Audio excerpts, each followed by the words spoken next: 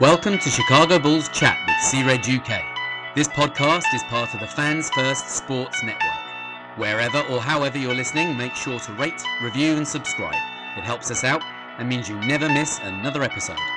If you're watching on YouTube, make sure to hit the thumbs up button and leave some comments for us to get back to. And for all the C-Red UK action, check out the Discord channel and across the socials. Now, over to your hosts, Matt Hearn and Neil Dunn.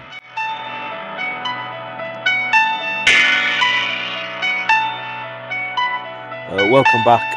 I'm Matt, and as always, joined by Neil. How are we doing, Neil? I'm good. Looking forward to this, actually. A few things to talk about, so let's go for it. Yeah, obviously, first things first, apologies on last week's episode. The sound quality wasn't great. That was my fault. Been sat in services, and we just had a bit of a nightmare week with it all, didn't we? So, yeah, I actually tried my best to tidy it up for everybody, so I do apologize. Some of you might have noticed it went up and then it came back down again and then it went back up again, and hopefully it was a little bit better the second time it went up, but that was the best we could manage, unfortunately. And no video. Yeah. We lost the video. Yeah, so obviously we hope that this one sounds better and we actually get the video up. So it feels like we've had a bit of a mad couple of weeks, really, with you being ill, and then so we're not behind as such, but we've just got a bit to catch up on. And first things first is obviously we had the draft lottery on Sunday. Bulls were always set to be 11, and that's where we was. Yep. The 9% chance that we had of going into the top 4 and the 2% or whatever it was for the top pick didn't work. Obviously, worked for Atlanta. Yeah. But not for Bulls. Bulls stay 11. And, well, that's the title of the episode, 11, because the next part is all about 11 as well. So, yeah, I mean, we were chatting the other day and we both said that we hate this time of the season, basically. Yeah. Because none of us particularly watch college basketball. I mean, I caught a little bit of the March Madness and stuff like that, but not enough to know who's doing what, who's who, and all that sort of stuff. Now, obviously, a load of names been thrown around at the minute that people are projecting Bulls to pick at 11. Some players have dropped, like Ron Holland and Isaiah Collier. Some players are going up in the other direction, and at the end of the day, Bulls, there's no point to me thinking who Bulls are going to pick because we haven't got a clue. We haven't got a clue what the other 10 teams are going to do in front of us for a start, so we don't know who's actually going to be there when we come to pick, and we don't know what direction AK's taking us. We don't know what idea for the roster AK is going to have in his head come draft night. Don't know if he's going to try and trade on draft night. So I mean, I put a poll on Twitter. What do people want to see? Do you want to say best player available, 3-point shooting forward, 3-point shooting guard, or big rim protector, basically? Yeah. Excuse me. And at the minute, it's coming out as best player available. And for me, I see what people are saying. Bulls are in a position where they've got to take what's best available. But could the best player available be what Bulls actually need? By taking what we need, is that not the best player available to Bulls? Theoretically, unless you're taking the best player available on the board in order to trade that player then with another team that possibly has something already on the books that you do need more. Yeah, and I mean, obviously, we've highlighted the big things that Bulls actually need. And I can't remember who it was I heard saying on another podcast, but if Bulls were to draft for, say, like a Zach Edey or whatever, a big rim protector, the 11th pick is due around about 5 million in salary.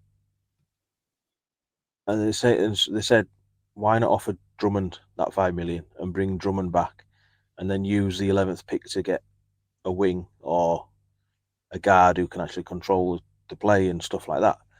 Yeah. And it's like, I get it, but is it not all about change? That's the thing, yeah. I mean, that's what we've asked for. That's what AK has said he's going to be leaning towards. But I think everybody is so dubious and so doubtful, not ready and able to believe him at this stage, that it's kind of hard to know what we're really going to see. Like I've said in a few discussions with people, I know yourself, myself, I've talked about it and then talked about it with a few others as well. We're going to give one more year to AK to see, will he bring about change? Will he make things happen and move in a different direction and turn this thing around, or at least start to show the bones of turning it around? And if we see more of the same, then I'm afraid I'm done with AK. But I am prepared to give him, now that he's come out and said he's going to make differences, he's going to make changes, I'm prepared to give him that opportunity to see whether he does or not. But I can understand why people are skeptical. Totally. Yeah, and obviously the draft is going to be the first indication of what direction he probably wants to go in. Yeah. I mean, personally, I don't like the way he drafts. You know, he's drafted projects in the past, I think. Right. For me, with this draft, he's got to draft somebody who can contribute straight away, whether it's off the bench or whatever, you know. And some of the names getting thrown around, like I say, you can't, you know, pin your hopes on anybody because you just don't know. That's the whole thing of the draft. But is the problem not with this current draft that there are no standout names, and that technically every single player that's there is some sort of a project? Yeah, I mean, that's obviously what the narrative is, isn't it? But Well, yeah, it's like and like I said, I don't with know enough any, about college ball, so yeah. Then apart from is it Alex Sarr who's set to go number one, and Topic, I think, who's between them who they think is going to go number one, and they're not like a Wemby, they're not a franchise altering player supposedly, yeah. but people are saying that there are potential all-stars coming out of it. There are potential starters coming out of it. So just because they're not a franchise-altering player doesn't mean they can't be contributors, basically. Mm-hmm. I mean, one name that I see constantly getting linked to this 11th spot is Dalton Connect. Mm-hmm. He was out of Tennessee, and he's 23. He's a 4-year college player. Similar to Jaime Jaquez at Miami. And he come in and he contributed straight away. Yeah, he did. And that's what they're saying that he can do. He wants to prove he's a 3-level scorer and all this sort of stuff. But for me, it's like, you know, yeah, fine, get him in if that's obviously where he ends up falling. But then AK's got to do other stuff as well. Do you know what I mean? It's for me at the minute, we've got 3 players that we just don't know anything about at this stage, and that's P. Will. Mm-hmm. We don't know what's happening with him. We don't even know if he's going to be on the roster next season. If he is on the roster, we still don't actually know what he can do. And he's at the 4. Dalen Terry, they seem to have moved him to the 3. You know, yeah, he had a good end to the season, pretty solid season. We don't know what he's capable of. You know, he still needs a lot of work. He's still a project. And then Julian Phillips, who's obviously was at the draft, the lottery on Sunday, says he's back to full health. He's going to be working out through the summer, blah, blah, blah. We don't know what he is. So there's 3 players already on the roster that, well, potentially on the roster, that we don't know what they are. Well, I think Julian Phillips will be on the roster. The fact that they used him as the face to go forward to the draft, I'd say that's an indication that he'll be back. mean, obviously he's going to be on the roster, but how much usage are we going to get out of That's him? the big question. Yeah. So you got 3 players there. Plus we don't know what's going on with Lonzo. That's 4 players on the roster there that we just don't know. That takes it down to an 11-man roster. 11. You had the 11th pick in that could potentially be a project, could potentially be a contributor. That's 5 players on the roster straight away before you even thought about moving Zach, re-signed DeMar. We don't know what's going on with Drummond. We don't know what's going on with Torrey Craig. We want change, but where's the change going to come? And it just, obviously that's getting away from the draft, but to me, I don't know. I don't want to see a project wing, basically, because that tends to be what AK likes. And like I say, however many years down the line, we're still in a position where we just don't know. With the likes of P. Will. So, I mean, I know you've not particularly had a look at any players or whatever. Very little, to be honest. I've heard all the names that have been bandied around, and from what I understand, it's all secondhand information. Excuse me. Like I say, I have not been doing any deep dives on any of it, and I don't follow college ball. So I've yet to do a deep dive on it. I will once it starts to kind of get narrowed down a little bit closer to the time. I will start to do a bit of research in it and see what I think personally. I do understand that Collier is a bit of a floor general, kind of like a true point. So if he does come to us, I mean, technically that's kind of a good thing. If we took somebody like that, we could slot them into the 1, move Kobe across to the 2, Zach's out the door, and that kind of moves everything, shunts everything along okay. But apart from that, the only other name that I've kind of paid a bit of attention to, and a lot of that is because of Mo Bankston. Shout out to Mo. It was Zach Edey, being a Purdue player. Of course, that was his college, so he shouts for Purdue. And that was the only other name I've seen bandied around. And the only footage I've actually watched of Zach Edey is at the combine with his sprint. And Happy Gilmore. Oh man, yeah, it wasn't exactly heartwarming to see, to be honest with you. I think at pushing towards 50 years of age, I think I could have beaten him in that race. But yeah. Anyways, apart from that, I don't really have enough knowledge to speak out of turn. So I'm gonna hold my opinion on it.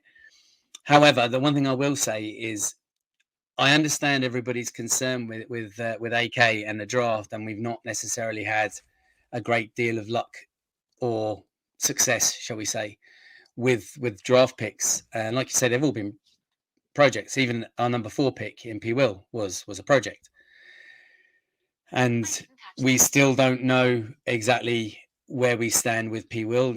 He's had such an erratic career so far, with good first season, out for almost the entire second season. What was looking like a good bounce back season in his third year, played all 82, then came back last season and missed more than half the season, I think. Again, so we don't really know where we stand with him, whether he's going to improve, whether he's going to stalemate or what. So that aside, I actually have a small semblance of faith that AK may do okay with this draft pick. And I'll tell you my reason for why.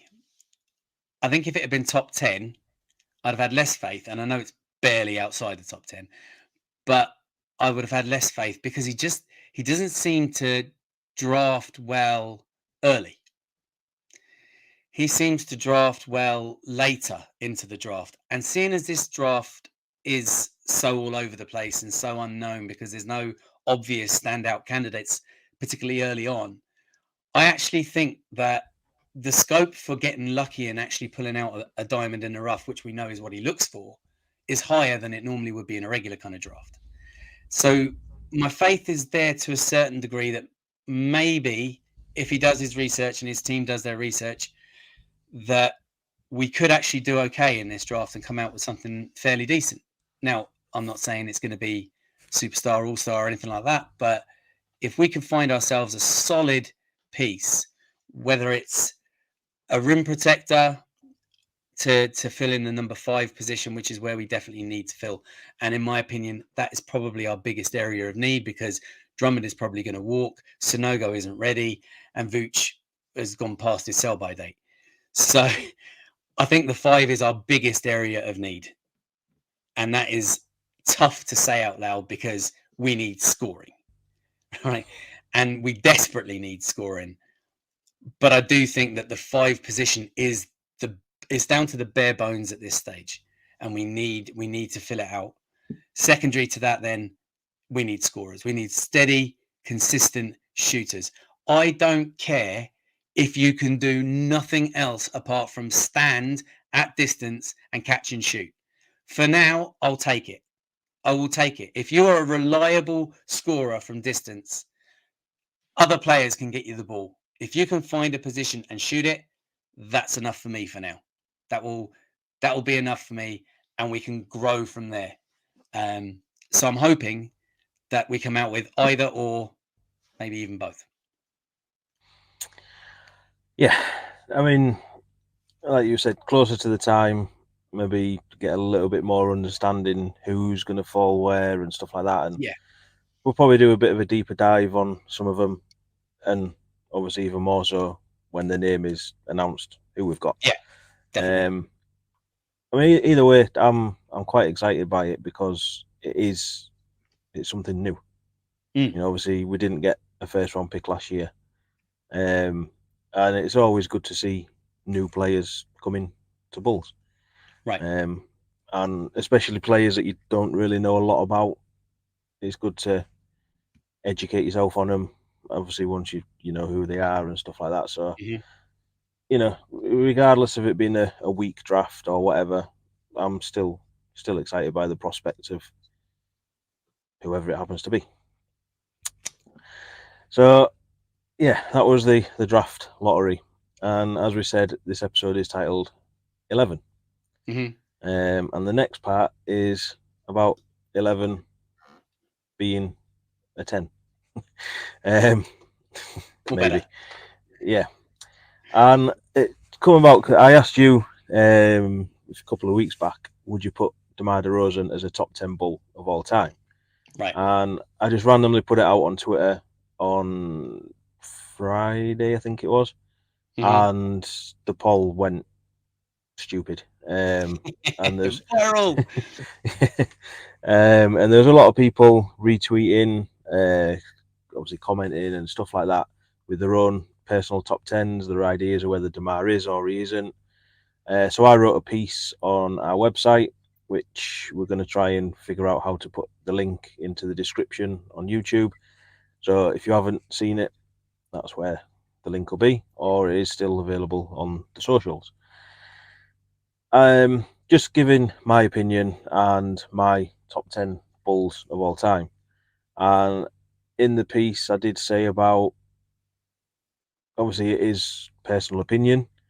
There's different factors that can be taken into account as to who you see being a top 10, why you see them be a top 10, all that sort of stuff. You know, whether it's you actually saw them play, you've gone off the history books, obviously stats. I mean, neither of us are particularly stat guys, but obviously you can't ignore some stats that are out there. Right. Personal accolades during the time as a Bull, and individual success, and I guess team success is another one. You know, because they could have all the individual accolades they want, like DeMar, and have one playoff run in 3 years, which isn't great. But then on the flip side of that, there's a load of players from the 90s that people would consider to be on the greatest Bulls, but they were carried by MJ. You know, they've got all the success, you know, however many titles they won, whether it was 1, 3, whatever. But they wouldn't have had them as if they were just on the team. Do you know what I mean? You know, I'm not saying that Steve Kerr was a bad player, but he wouldn't have had the success he had as a Bull if he wasn't on the team with MJ Right. and everybody else. So team success can kind of be a little bit of a tricky one for me, which is where you kind of go to the personal accolades, I guess. So yeah, I mean, there were some crazy names getting thrown around. I mean, I saw names like Taj Gibson as a top 10 bull, and yeah, he's a great, but he's, like I say, it is people's opinion. But Yeah. for me personally, he's up there, top 30, 25, whatever. But to be, when you actually start putting it onto paper, it is very hard to put a list together. Yeah, it is, which is a good thing. Yeah, and I mean, you could spend hours going through all the rosters Bulls have ever had, all the individual accolades the players have ever had, the stats and stuff like that. I mean, I did throw a few things out there for DeMar, what he's achieved in his time as a Bull, as an individual.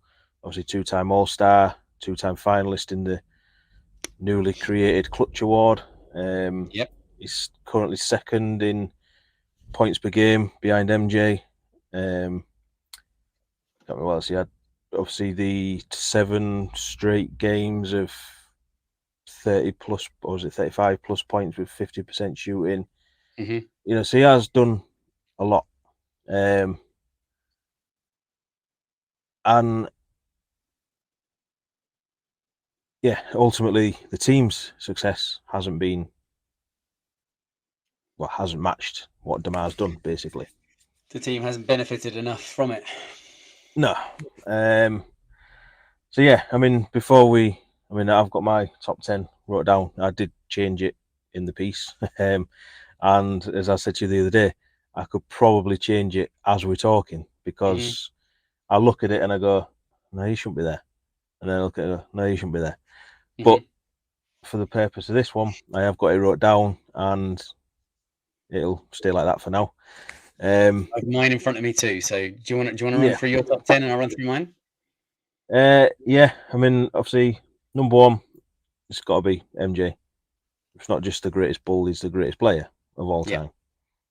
So you can't go any other direction. Scottie Pippen, number 2.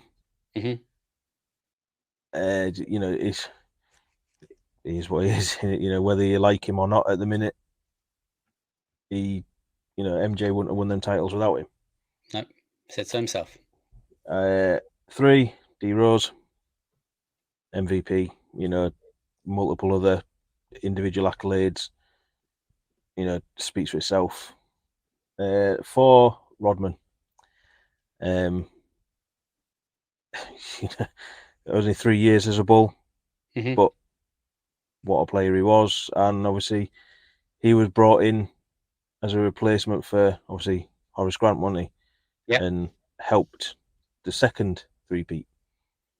So which goes into number 5. I've got Horace Grant. Now there is one that I could move down quite a bit, but obviously he was pivotal in that first three-peat. Absolutely. So 6, I've got Noah. Speaks for itself. He was what he was. Heart, hustle, muscle. Came close to MVP as well, didn't he? Contention. Yeah, I think he finished 3rd in the running that year, didn't he? Yeah. And he was part of that sort of team that gave us that last little bit of hope, really, wasn't he? Yeah. Any kind of playoff runs and stuff like that. 7, Tony Kukoc. Again, pivotal to the early success of the Bulls, or the 90s success of the Bulls. Come over with what he had going on, wasn't wanted, but then, well, it fit in nicely, didn't he? Was it 6th man of the year he won? Yeah. And then 8, DeMar DeRozan. So for me, he is a top 10. 9, I've gone Kirk Hinrich. Obviously spent a number of years with Bulls, top 3-point shooter or scorer that we've got. His defense was there. And unfortunately, no team success for players like that. And number 10, this is where initially I did go Jimmy Butler, and then I was just like, no. So I've gone Roldán. So before you drop yours, we are going to look at doing a top 10 favourite Bulls. Yeah, and that's a very different list. Yeah, I was going to say, I guarantee you my list is completely different. Yeah. So there'll be some of them players will be on there, but a lot won't be. Yeah, I totally agree with you. And I even when I tweeted my list out, I actually wrote at the bottom of it, that's my top 10 greatest of all time. However, my favorite top 10 would be a different list. Yeah, and it would probably from the first 3 onwards. Yeah, I mean, I always say I'm torn between MJ and Rodman as my favourite Bull. You know, I think a lot depends what day it is and what mood I'm in. But so yeah, I'll let you drop your 10. Yeah, so mine's a little bit different to yours, but the guts of it's more or less the same. So number 1, Michael Jeffrey Jordan, absolutely. There's no question. There's no doubt.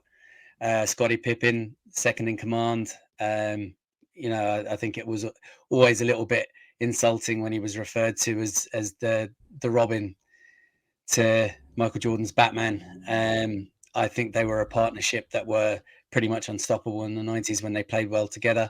Well, they always played well together, but when they played together. So Scottie Pippen would certainly be second, regardless of what's happened off the court. Derrick Rose in third place, same as yourself, absolutely youngest MVP in history. We never got to see prime Derrick Rose. Nobody ever got to see prime Derrick Rose, unfortunately, which is such a pity. The fact that he managed to pick himself up and continue to have a career after the injuries that he had sustained is commendable.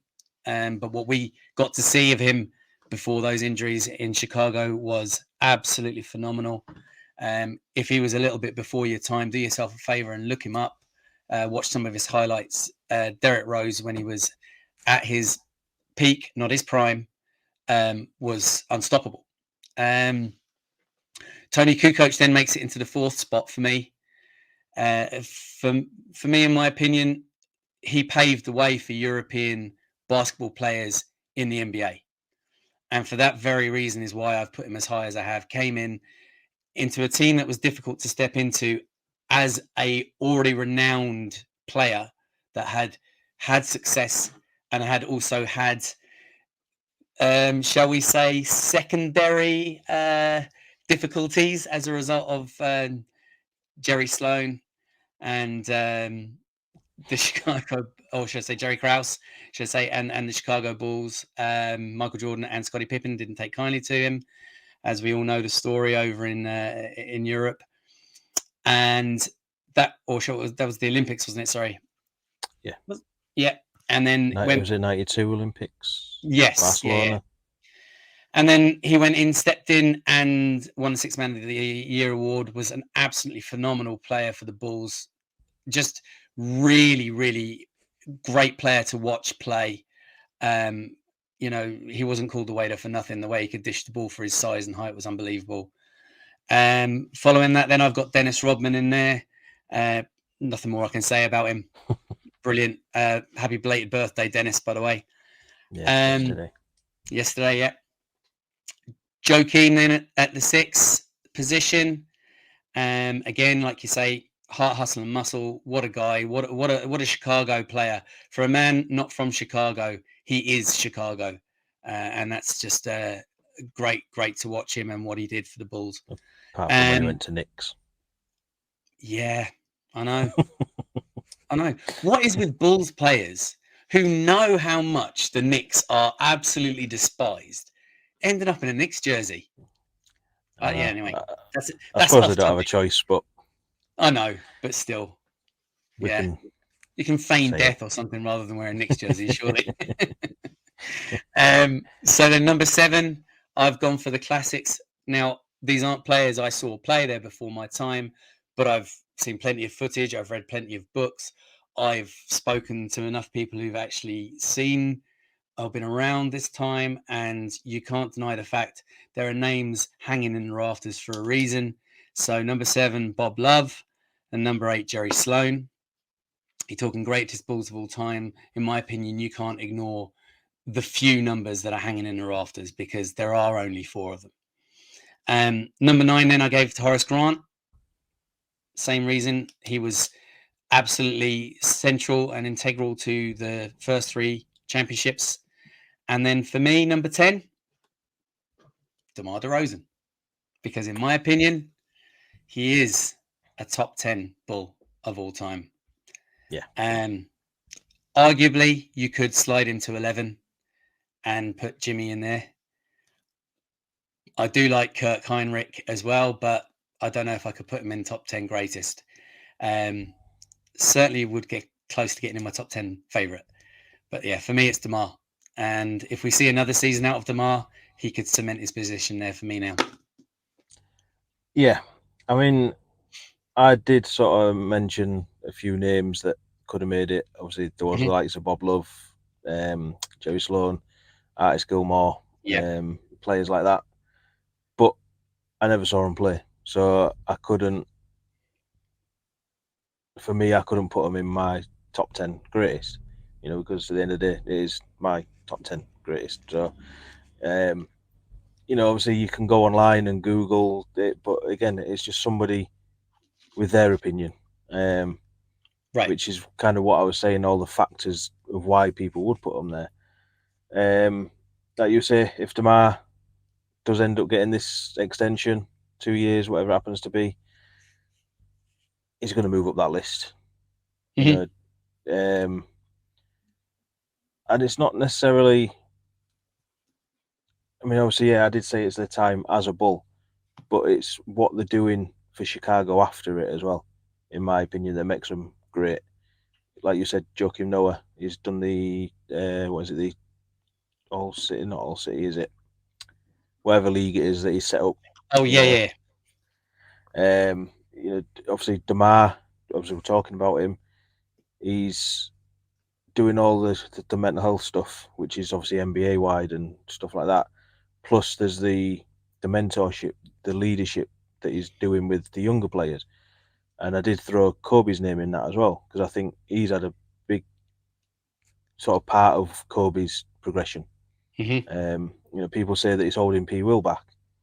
Like I said in my article, the only person that's holding P. Will back is P. Will, in my opinion. If P. Will wants it, P. Will get it. That's how I look at it. Excuse me. But yeah, obviously, like I say, we'll try and drop the link in the comment in the description. Let us know your top 10. Let us know if you think we've been idiots by putting some of them players in there, or what. We can take it. We're man enough to be able to disagree without being offended. I know. Don't know what you're on about. So yeah, I've got nothing else on if DeMar's a top 10. Don't know if you have. Nope. So yeah, we'll carry on with our grading of last season, or the roster from last season. Obviously, last episode, whether you heard it or not, we did do Bitim and Carter. And we'll do the same this week for, first up, Alex Caruso. I mean, it's Alex Caruso. Ends up with the Hustle Award.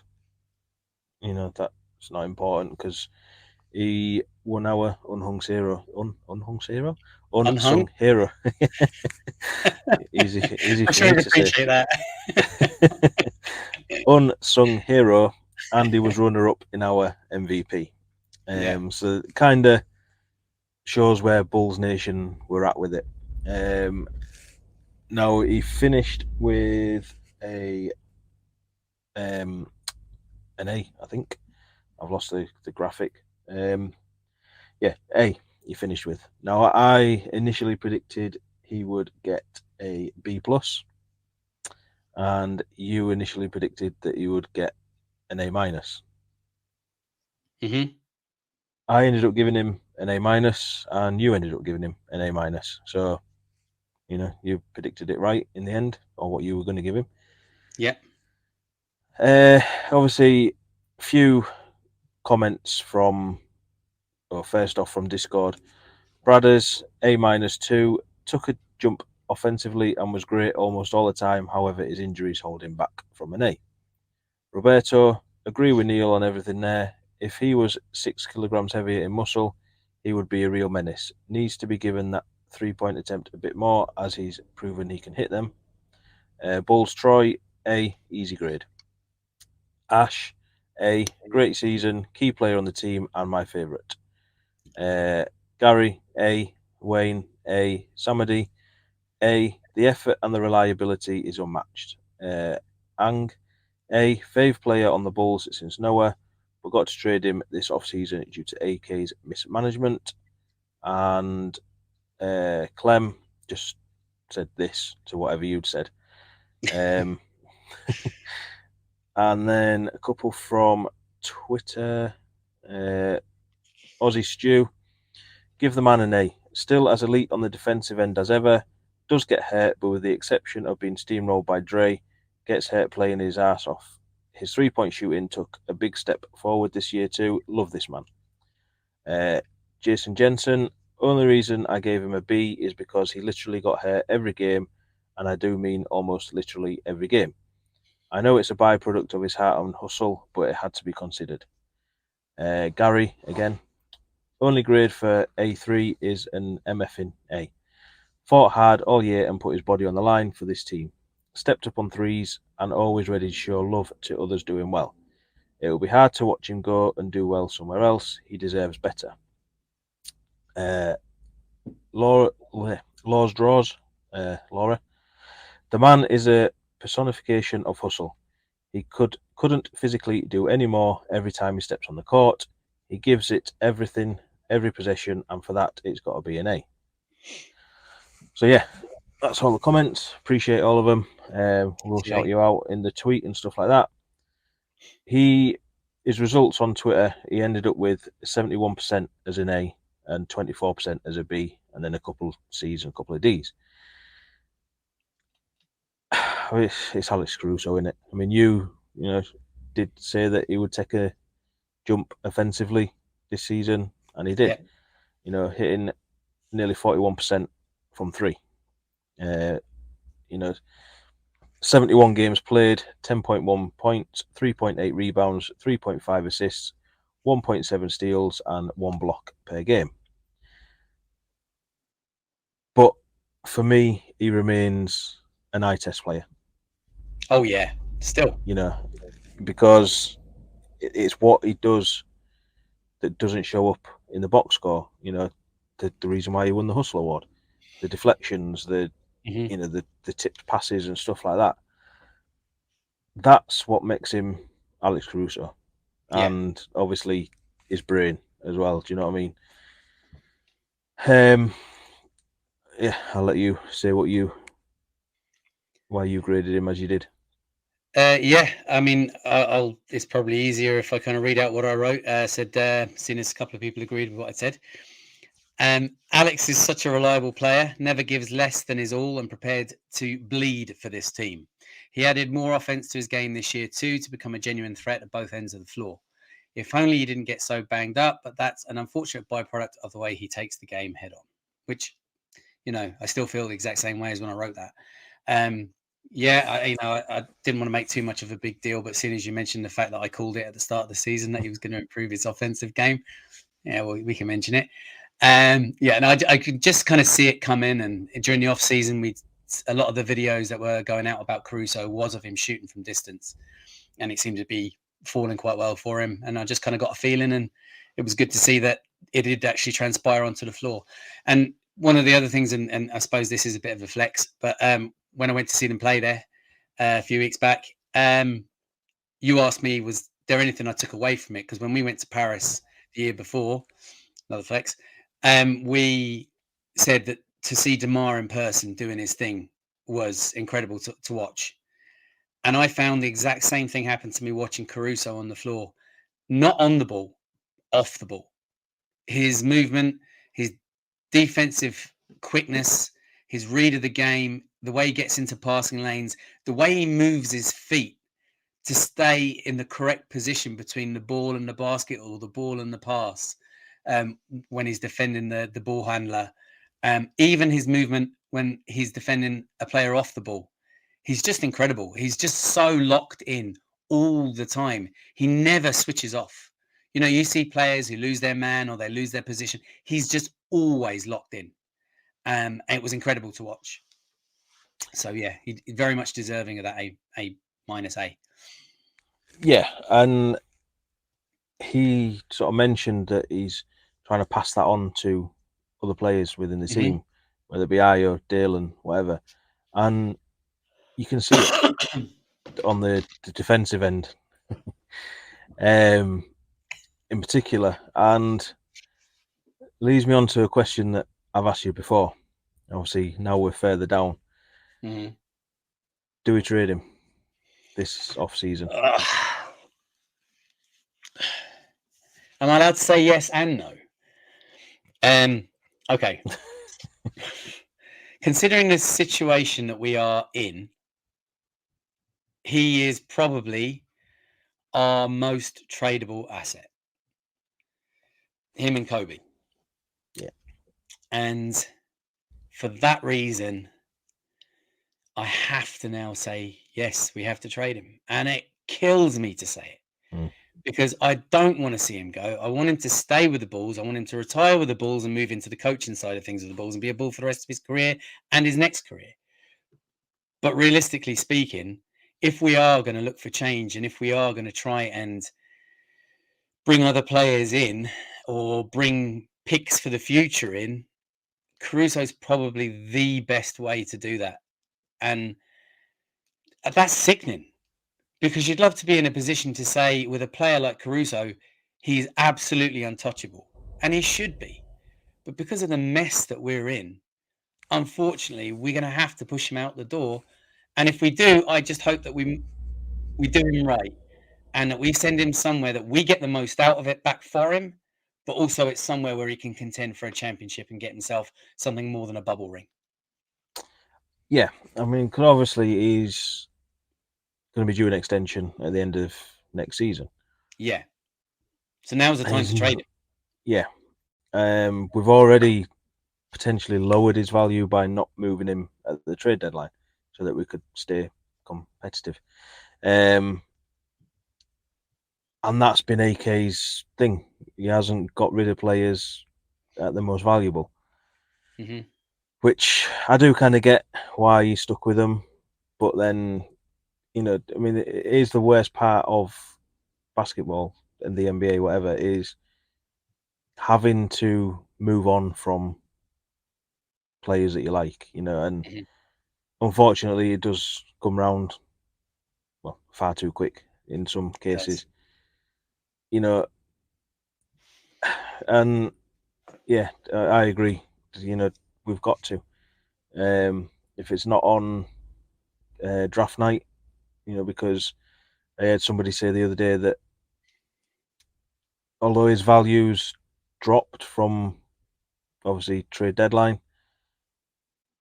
you could probably get a similar sort of take for him because of how weak this draft is supposed to be. But then is a team like, I don't know, who's top three, Washington, for example, are they going to be interested in him? You know, it's the contenders that are going to be interested in him because he could be that last little piece that somebody like Golden State need to turn their fortunes back around. So, you know, and I mean, I don't even know if Golden State have got a pick. I know that one did transfer over to Portland, which was the 14th pick, which, you know, could be ours.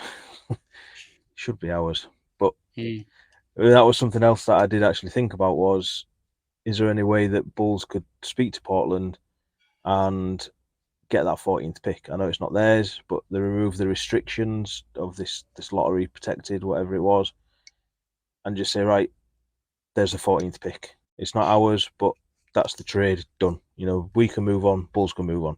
That's that trade closed. You know, we haven't got it hanging over us. But yeah, that's just something else. So yeah, anything else on Caruso? No, just thank you for everything that you've done and tried to do. Will I be upset if he's back here next season? No, I'll be delighted to see him back here next season. I absolutely love Alex Caruso. I've mentioned before, he's my daughter's favourite player. I'd love him to still be a Bull next year. But unfortunately, at the same time, I'll also feel like AK have slipped up. Yeah. That they've really not done what they said that they were going to do, and that is try and improve this roster in a big way and create change. And I just genuinely don't see that happening without trading him. Yeah, I'm the same. To be fair, if he's back, brilliant. If he's not, then it shows that AK has said what he was going to do, or done what he said he was going to do. And on to the next player for grading, Torrey Craig. Ended up with a C. Played 53 games, 5.7 points, 4.1 rebounds, 1.1 assists, and he was 39.2 from 3. Now, that's it. Ends up with a C. My initial prediction was a C. Your initial prediction was a C.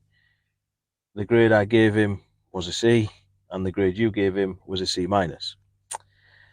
He was also my prediction for our unsung hero, which I do believe if he didn't get injured, he would have been a lot higher up in that poll. Because personally, I liked what I saw from him when he was on the court, apart from whatever that was with Drummond. But, you know, he adds a bit of defensive toughness, crashes the boards well, is willing to shoot it. He's basically what we want to see from P. Will, I think. You know, because he's not scared to. I know you keep trying to rise me about P. Will, right? I know I'm not missing this. You know, it's not wasted on me. But I'm not going to bite because I only saw half a season out of him. So I'm just I'll wait until we get to Patrick Williams before I talk about Patrick Williams. Just letting you know that I know you're baiting me, and it's not happening. No, I mean, obviously, we know what we want to see from P. Will, and I believe what Torrey Craig offered was what we want to see from P. Will. Obviously, he is on this player option. Whether he takes it or not, it's a different thing. And again, makes things like the draft harder to know when you don't know if he's coming back, because he is our backup 4 behind P. Will if P. Will comes back, which we don't know if P. Will's coming back. So yeah, obviously that's the mess that we've got to deal with.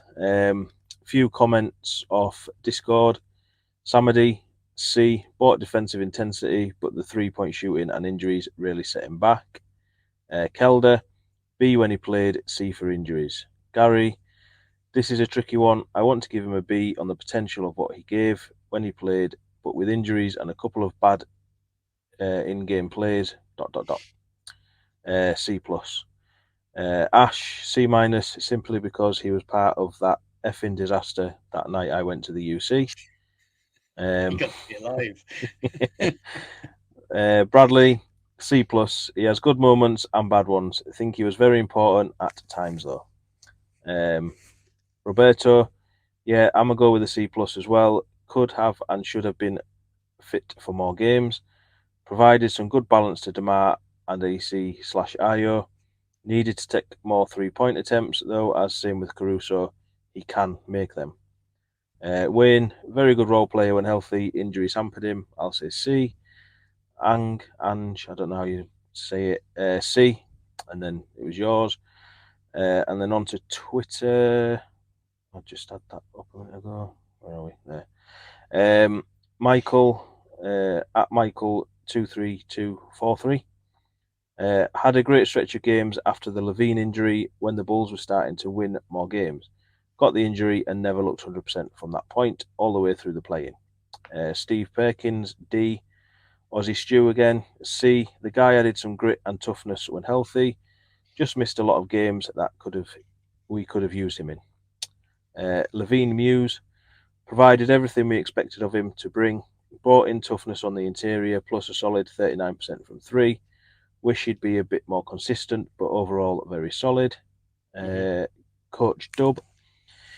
He was good when he played. It just seems like he didn't play. He had been healthy all season with the hustle, hitting threes, and defense. It'd be at least a B. Wild Geordie, Davey T. C. I was expecting more based on his initial hype. Injuries haven't helped. And the results of the poll for him, he finished with a C at 55%, B 24%, and a D 17%. So pretty convincing C, I'd say. Yeah, I mean, do you want to see him take his player option? I don't think he will. To answer that question directly, I don't have a massive problem with it, but I want to see change, and some people are going to have to go in order to see change. So I don't expect to see Torrey Craig back in a Bulls jersey next season. I didn't dislike him. I quite liked what he brought. I like the way he affected the game when he was on the floor, mostly positively. I know we're kind of dancing around what happened that one play. I'm sure anyone listening to this is well aware of what we're referring to, but that self lob that Drummond thought was coming back to him, and they ended up clattering into each other and messing up the entire play. I don't know if it did get voted number one, Shaqtin' a Fool, or has that been done yet? Actually, I'm not No, sure. I haven't seen either, but I fully expect it to be number one on Shaqtin' a Fool for the year. If it isn't, it's definitely going to be in the top three anyway. It was a disaster, but his health concerns held him back. He missed far too much, and like I said, I docked him that from a C to a C minus because of that moment with Drummond. But overall, I liked what I saw of him on the floor. I liked the way he could spread the ball a little bit by being able to shoot the three. And I like the way he would, more often than not, he'd follow his own shots in. Pretty good at getting the rebound and didn't necessarily go up in traffic like Drummond would. He would find a gap and kick it out to somebody if he could. I liked it. Yeah, I mean, I personally wouldn't have an issue with him coming back because he was cheap. And as a backup sort of option, 6th, 7th man, 8th man, whatever off the bench, I think you can't go far wrong with somebody that offers what he did. But obviously for the need of change and because we don't know what this roster is going to look like, I can see him deciding not to take the player option and bank on himself to get a deal somewhere else, maybe back at Phoenix. I don't know. Maybe Lakers come sniffing, depending if he gets on with LeBron or not, if LeBron's even still there. Well, both the teams you've mentioned are in a period of flux, aren't they? Yeah.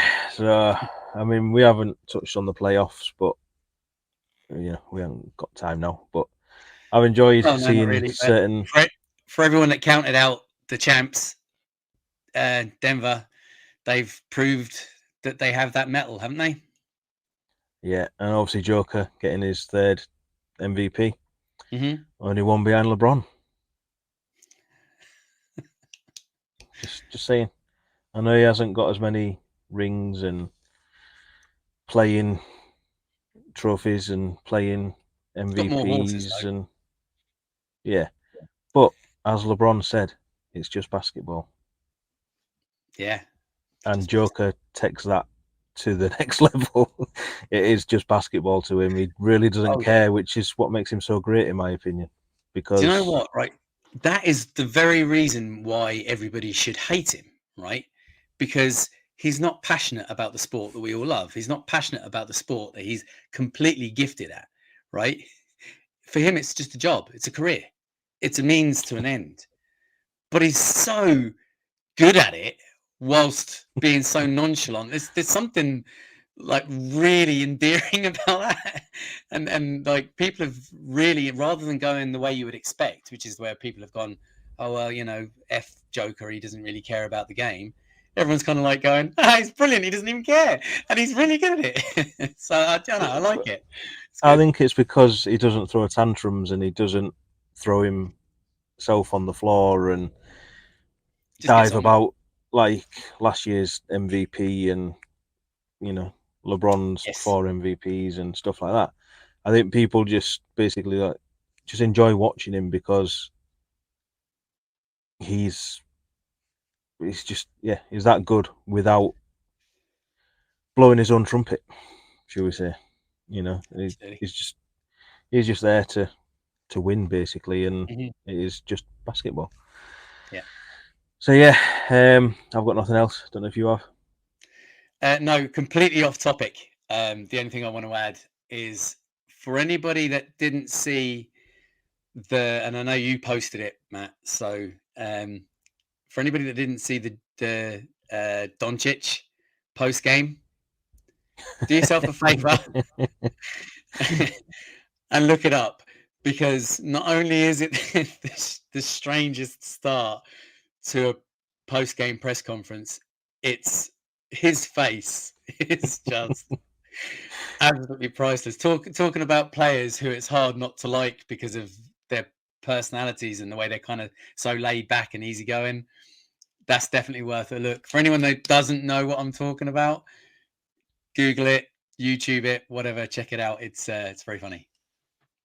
Yeah, and just on that, actually, one of Joker came up before, which I think it was from last year, where a reporter fell off a chair, and he just sets about creasing up. I remember that. Yeah. Yeah, just things like that make me laugh, and it humanizes them as well, which is what's so great. You know, you see them as these superstars and these basketball players and these millionaires and everything, but when you see something like that, it puts that human factor back into them. I think it's great. Yeah. So yeah, like it says, if you want to see the Luka one, it is on our Twitter feed somewhere from last week. So, yeah. As always, thanks for listening. We will be back at some point next week. Trying to get back into the groove of it all a little bit now. And as always, I've been Matt. You can find me on Twitter at MattCRedUK, and you can find us on all the socials at CRedUK. And you'll find me on Twitter at NeilCRedUK. On behalf of us both and the Fans First Sports Network, thanks once again to all of you for tuning in. From us both, do remember it's a Chicago Bulls thing wherever you are in the world. Until next time, see you Red people and go Bulls.